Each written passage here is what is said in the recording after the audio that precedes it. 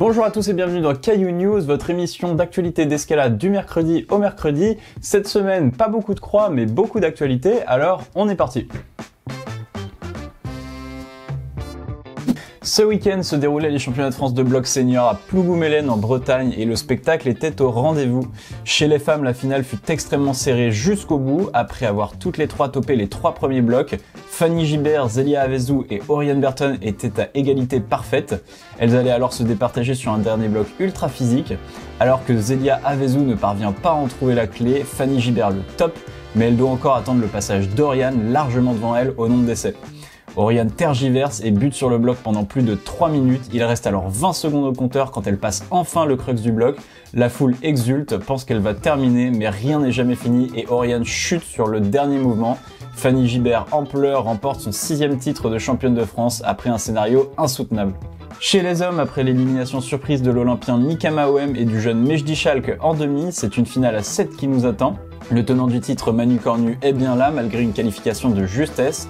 La finale est tendue, notamment avec un bloc numéro 2 très physique que personne ne réussira à passer malgré de nombreuses méthodes différentes.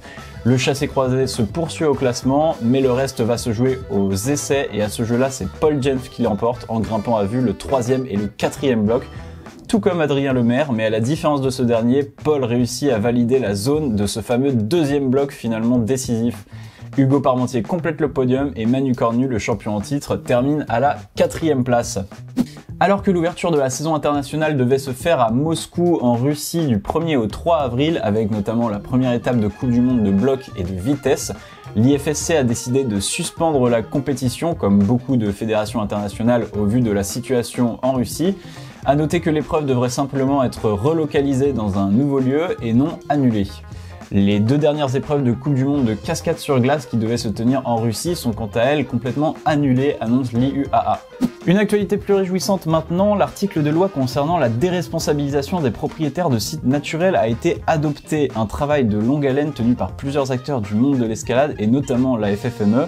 Dans ces termes, l'article nous informe que le gardien de l'espace naturel dans lequel s'exerce un sport de nature n'est pas responsable des dommages causés à un pratiquant lorsque ceci résulte de la réalisation d'un risque normal et raisonnablement prévisible inhérent à la pratique sportive considérée. Il reste encore donc à définir ce que sont les risques normaux, prévisibles et inhérents à nos activités comme spécifié dans l'article. C'est cependant une très bonne nouvelle qui va faire du bien au monde de la grimpe et qui pourrait amener certains propriétaires à réouvrir leur site, en tout cas on le souhaite. Voilà tout pour l'actualité et maintenant on passe aux croix de la semaine.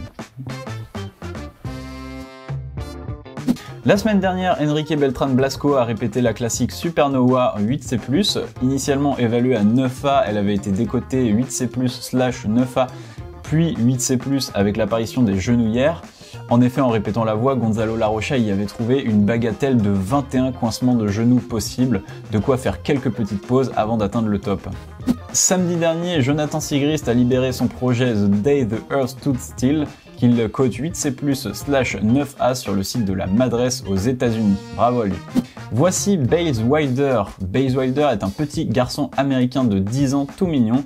Vous ne le connaissez sûrement pas encore, mais sachez qu'après avoir enchaîné son premier 8C+ en falaise à l'automne, il vient d'enchaîner son premier 8A+ bloc Lethal Design à Red Rocks dans le Nevada.